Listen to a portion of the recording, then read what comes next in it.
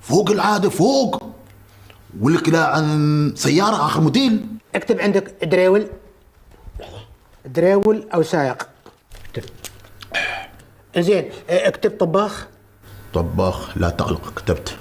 زين اكتب لي علاوة سكن. لا تخسي ابوي ما بيعطونك، هاي حق الأجانب. سمعت تقول لي التحسي. لا بيتناحسون وياك ابوي، هاي حق الأجانب. هي صح. زين اكتب علاوة تليفون وواي فاي، واكتب 3 طاقات أو طوايق. 3. واكتب بارك الله فيك نعالين. بصبع ولا بصبعين؟ 2 يعني 4 طبجات، مرطبجتين. لا تقلق أنا معاك. واكتب لي يا ربي شو بعد، هي قحافي مشخلات. وبشت أسجله؟ لا شو البشت؟ الله لا يحجني إن شاء الله عليهم يعطوني بشوت، هذا البشت. يعني هذا